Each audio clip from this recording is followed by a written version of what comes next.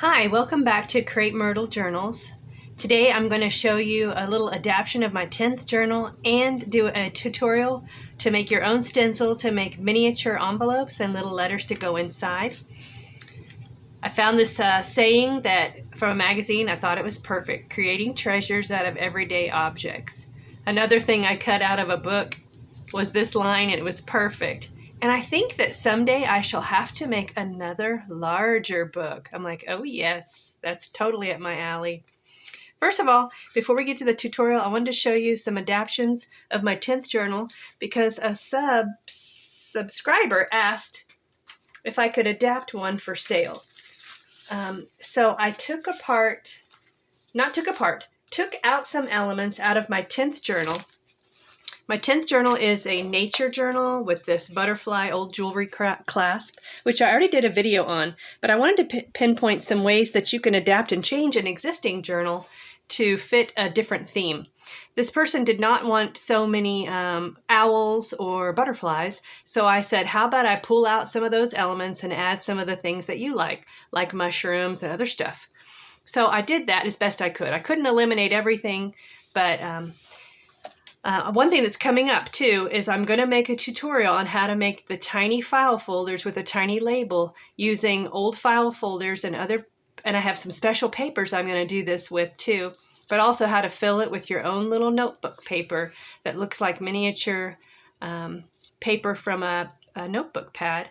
So that's one tutorial coming up, but this is in the front cover along with some other goodies, but I'm going to flip to the specific pages that I altered and changed. I've got little clothespins here. Let me go. Where's a clothespin? Here's a clothespin. Oh, just a note on this one is that I told you last time that I lost my homemade stamp that looks like birds' feet. And I said the only problem with having homemade stamps is that they can get thrown away like trash. Well, I did find it, so I added some more bird feet here, and I actually prefer this one to my first one because I just like the footies better.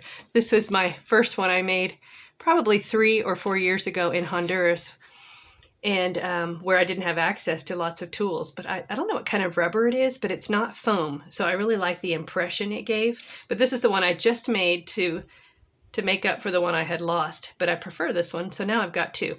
So if you make your own homemade stamps, you might get them thrown away. So the page that I adapted was this one. I added some more elements that had to do with woodland creatures and stuff, and I have this really old, it's a skunk and a wolverine from I don't even know which book it's from, but I tucked that into a belly band of, this is like an old book cover that was just so aged and pretty looking. But here's an example of a tiny letter in a tiny envelope. So it's interactive. You can pull it out and look at the paper and tuck it back in the envelope. And then I added some field notes, details. And the next one is I added this border of, it looks like a pond and all the creatures in a pond. I already had over in the meadow in there, but I added these pond creatures, some frogs. Let me go to my next. I added one of my miniature coffees to go, which I showed in another tutorial how to make those. Let me flip to another clothespin. This is, I added some different elements that had wildflowers, and this has a bunch of words in it that the person can use and glue to pages if they want to.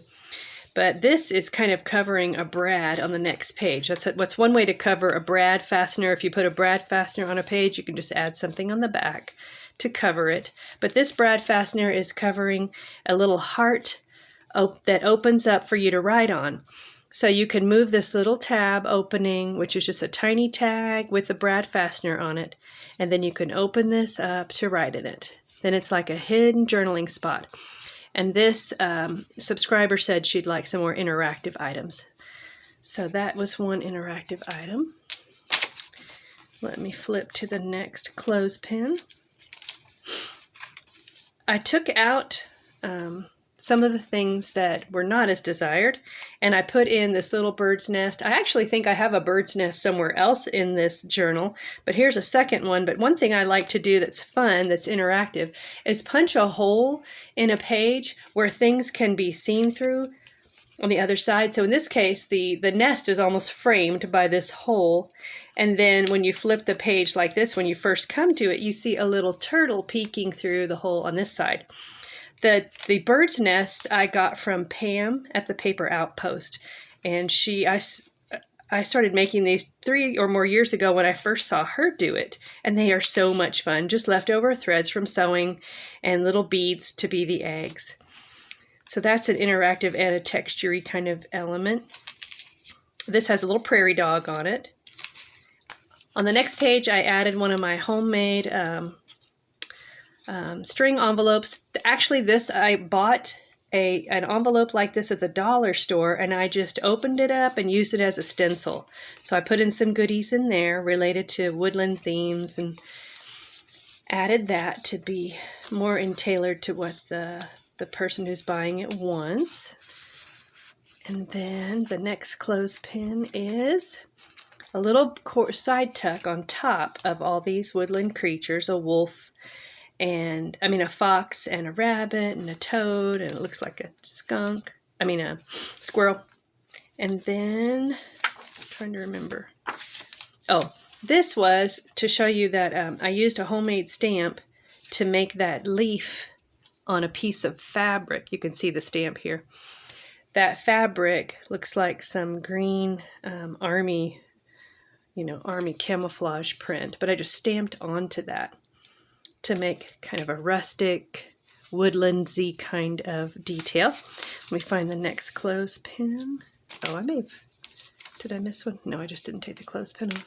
Here's the next clothespin, and that is where we're going to pause today and make some envelopes. On this page, I made another interactive element, hoping to give the buyer something fun to do. But this interactive element is just a little belly band of 3 envelopes, miniatures. I have the word bloom here on one of them, but I put a little tab there, and then it opens up so you can pull things out. I have some old wallpaper in there and some other papers. So I'm going to show you how to make your own stencil to make as many different varieties of envelope shapes that you want. And I just drew one of my own little doodles. Don't hesitate to try making your own doodles. Might be upside down. I just look online at examples of doodles and just try to imitate. You'll learn a lot. I don't think there's another one on here. There might be. No. So make your own doodles to make things original. Just tuck that behind that belly band. So I'm going to show you how to make your own stencil and make as many different varieties of sizes of envelopes that you want. So this was just Journal 10 revisited to show you some adaptions that you can do to make, oh, there was one more thing I was going to show you.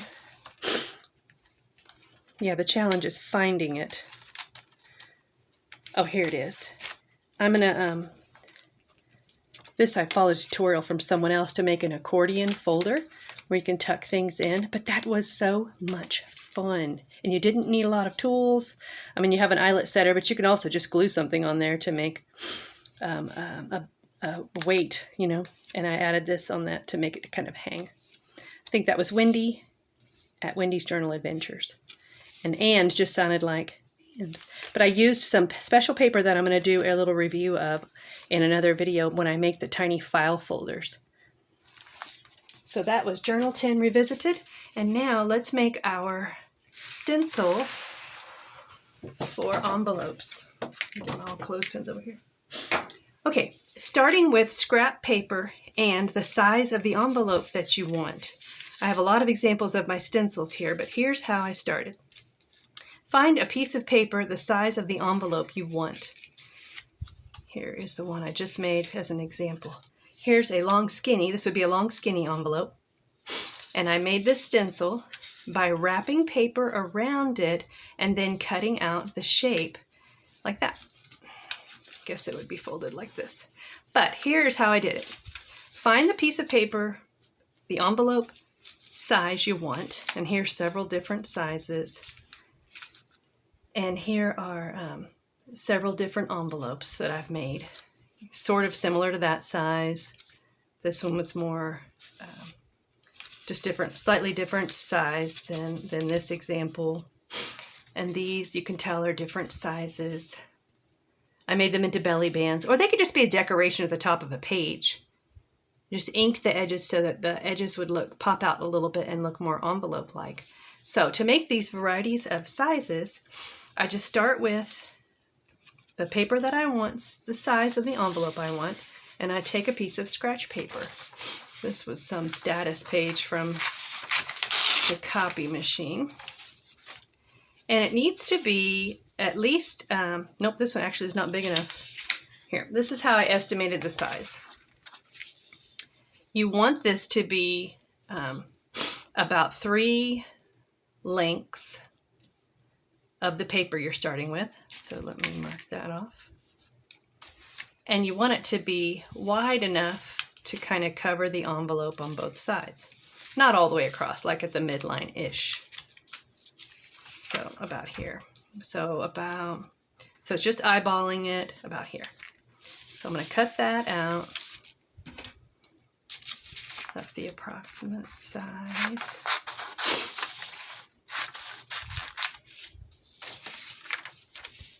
So just fold the paper around this to be your envelope.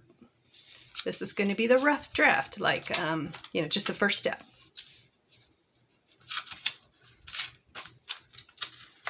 Try to fold it as closely as possible. I'm already not lined up here. I really want to be lined up here. You know, when things are homemade, they can be a little rustic. It is okay. Even if this envelope is slightly larger than that paper, no big deal. I am going to try to line up my lines there. Okay, so that is the basic guideline for the envelope. You're going to cut off the 4 corners as closely as you can. Yes, I will miter them later, but right now I'm just getting the basic structure.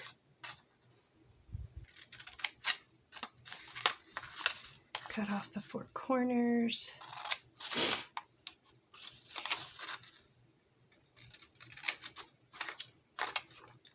And then we will shape the other 4 sides, 4 parts. Okay, now, in order to make the top of the envelope symmetrical, and try to decide before you start how far down you want this to go. This one actually didn't go far down enough for me, so I think I'm going to go about here. So I'm going to fold this paper in half to make the right and left side of top of the stencil even, like that. So I'm going to go to about here, but I'm going to start, there's so many different shapes an envelope can be on the top fold. It can be curved, it can be pointy, it's just whatever you desire. So that's the top flap of my envelope. I am going to miter these corners just a smidge, which just means cut at a slight angle so they don't bump into the other papers and folds.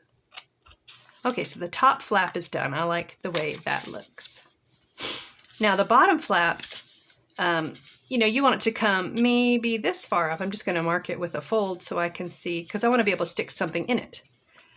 And in the same way, I'm just going to fold my stencil over, and I can see that fold. I think I can. I don't know if you guys can see that fold. The fold is about here. I can actually tear it off to help myself. So I don't want it to go much shorter than that. Oh. So this, I do want to have it at an angle and just curve there. So here's the bottom flap of my envelope, and here's the top flap. And then to make the side flaps, same idea. You're going to fold it over so that you can make them both the same. Now for the top flap, for the top angle, see how it would bump into this right now. So you're going to cut this on an angle, and you want to cut it pretty deep because you want to be able to put things in your envelope. So you can go right and left to kind of give yourself an idea. Actually, I'm going to line it up so it'll be the same. So I may not be following the guideline on the other side, but I am following it on one side. So I've got the top angle, and then I'm going to just slightly miter the bottom angle so it doesn't bump into the fold. Now this is not the envelope itself, it is simply my stencil. So you can snip and snop on that all you want until you get it the way you like it. And you can just toss it away and start over if that one doesn't work. But this is going to become my stencil.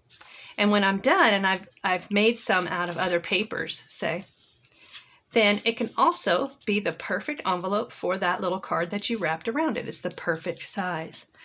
So now you have an envelope and a little card to go in it if you want. Or you can just glue this closed like I did on some of these to just look like little closed letters. I also have put like little tiny squares here as faux stamps and used my script stamp to kind of make some words on the front that look like a dress. But here's how I'd make a stencil. So this is just my rough draft. And I would take manila envelope. And I already did this with my other example. I would just lay this out on the manila envelope and cut it out. And now I have a stiff, firmer stencil that I can use over and over and over and over and over. So here's an example of some of my stencils that I have made and that I have used over and over and over. This one, you can see it's a similar shape. This one, and I don't even know why these are why I made two that were so similar. I guess I just wanted one slightly smaller. I have no idea. You can kind of see that it becomes addictive. This one, and I think I imitated this one to make this one. This is another example or another tip I've told you guys, that when you find an envelope in something or someone has given you, and in this case it came, I think, on a greeting card. So someone used probably a tiny envelope maker board, a punch board probably, to make this. But I just took it apart, I just took it apart. It was so cute. Took it apart and it became my stencil. So I've made a ton of envelopes this size. I don't see my example here, but I've made a ton that size probably using that stencil. So that becomes a tool that can be used over and over to make envelopes. This one was along those lines, but it makes a bigger one. And then I thought we would just go ahead and use some of my stencils to make a little envelope. And I'll show you how to ink the edges and such. Where's the paper I chose to do that with? I set aside some paper to make that envelope with. Oh, here it is, right here next to me. Trying to decide. I really love this blue. I think I am going to use the blue. So you just need to choose a piece of paper, of course, that fits your stencil. And I am going to turn that over. I think I'll use this one. And just use a marker or pen or pencil to trace your little stencil.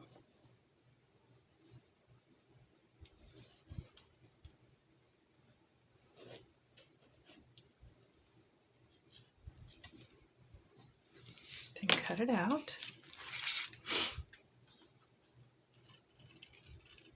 And because these lines won't show, it doesn't matter if you use a dark pen.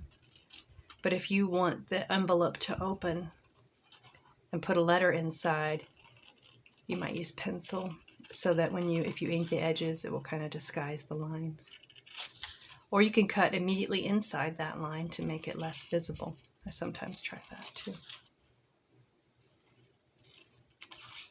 This is a fun project to do when you're sitting in the living room and just wanting to craft but not wanting to go all out with all your tools. I use a ruler to kind of help me measure up or get my little line straight. So I just fold on all those sides. This doesn't always work out perfectly, and sometimes I have to kind of wiggle and refold something. But here would be the top and bottom flap. And I honestly don't remember which was which. I'm betting this is the top flap, the pointy one. Okay, so the right and left fold or flap. Some of my envelopes, because they're homemade, have ended up not being perfectly squared. Like they may slant a little larger this way, or but I really don't care, and it doesn't really seem to diminish how it looks. It looks homemade. Rustic. That's our cover for everything that doesn't go well, right? Rustic. Okay, so that is the bottom fold. You know what, that must not be right. That must be, because this one slants so much, that must have been the top of the envelope. And I might actually bend that little thing down a smidgen so it's more even. Okay, now I'm going to ink it all really well so that it pops, and I think I'm going to use black because I'm not sure browns will show up on there. Oh yeah, that looks delicious. And you can grunge it up all you want to. That's not even going to show, so why are you inking that? Okay. Just ink the spots that will show the most. And I think this is be something I glue down, so I don't need to worry about inking the inside. I just want things to show. Yeah, I like that. Okay, the edges. Okay, and there you go. And you would just put in just a few dots of glue.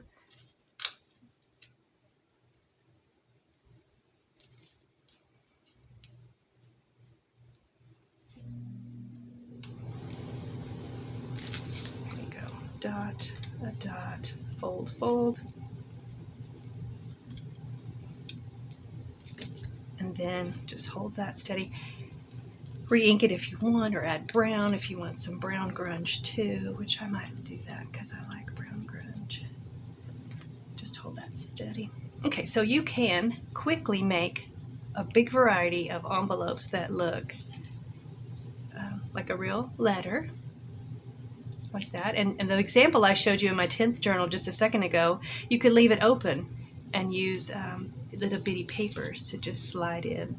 Like in my little file folder example, you could make a little graph paper, punch tiny holes, and then you can just fold this up and put it in the letter, like that. Anyway, that is hopefully something fun to do, and I wanted to share one more thing with you guys.